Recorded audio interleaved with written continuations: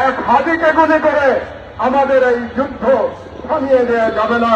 আমাদেরকে আজকে সকলকে সম্মিলিতভাবে বলতে হবে, আমরা হাদিরকে ফলো করে আমরা আমাদের মঞ্জিলে পৌঁছে যাব ইনশাআল্লাহ। আরেকটি ঘোষণা আপনাদেরকে করতে চাই। হাদি একটা অসাধারণ কাজ শুরু করেছিল। হাদি একটা কাজ পাগলা ছেলে, অসাধারণ কাজ শুরু করেছিল কালচারাল ফ্যাসিজমকে মোকাবেলা করার জন্য। সে একটা সেন্টার তৈরি করবার উদ্যোগ দিয়েছে। ভাবতে পারেন এই যুগে যখন তরুণেরা বই পড়া ছেড়ে দিয়েছে, তখন সেই কালচারাল সেন্টারে হাদি ঘুরে ঘুরে মানুষের কাছ থেকে বই জোগাড় করছে আগামী প্রজন্মকে উপযুক্ত করবার জন্য, ইন্টেলেকচুয়াল ফাইট করবার জন্য, কালচারাল ফ্যাসিজম মোকাবেলা করবার জন্য।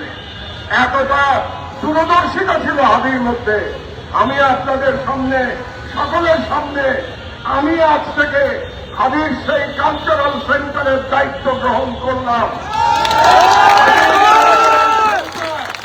আমি এটা চালিয়ে নিয়ে যাব ইনশাআল্লাহ। হাদির যারা সহকর্মী এখানে উপস্থিত আছে, তাদেরকে আমি বলতে চাই, হাদিকে তোমরা সুস্থ হতে দাও, সেই পর্যন্ত হাদির কাজ আমি সম্পন্ন করবো ইনশাআল্লাহ। আজকে আমাদের সময় এসেছে, আমাদের সবাইকে রুখে দাঁড়াতে হবে, ঐক্যবদ্ধ হতে হবে, 5ই আগস্টে ফিরে যেতে হবে। আর যে রাজনৈতিক নেতারা শুধুমাত্র ক্ষমতায় যাওয়ার জন্য 5ই আগস্টকে অস্বীকার করবে, ভারতীয় হেজমনির সাথে সারেন্ডার করবে, আওয়ামী ফ্যাসিবাদকে পুনর্বাসিত করতে হবে, সেই সমস্ত রাজনৈতিক ব্যক্তিকে আপনারা প্রত্যাখ্যান করে আজকে আমাদের সকলকে বলতে হবে, যে কোনো রাজনৈতিক ব্যক্তি যে সুশীলতা করবে, সুশীলের আচরণ করবে, সুশীলের আচরণের মধ্য দিয়ে বাংলাদেশে আবার ফ্যাসিবাদ কায়েম করতে চাইবে, সেই রাজনীতিকে, সেই রাজনীতি চিন্তাকে আমরা বাংলাদেশের সাধারণ জনগণ আমরা প্রত্যাখ্যান করি। আমরা তাদের বিরুদ্ধে আমরা আলাদ বিপ্লবের ডাক দিচ্ছি। এই নতুন ফ্যাসিবাদের বিরুদ্ধে আবার আমাদের বিপ্লব করতে হবে। আপনারা সেই বিপ্লবের জন্য প্রস্তুত হয়ে যান। আগামী 15 তারিখে সোমবার আমি ঘোষণা করছি এই অনুষ্ঠানের সভাপতি হিসেবে যে আমরা একটি সর্বদলীয় প্রতিরোধ সমাবেশের ডাক দিচ্ছি।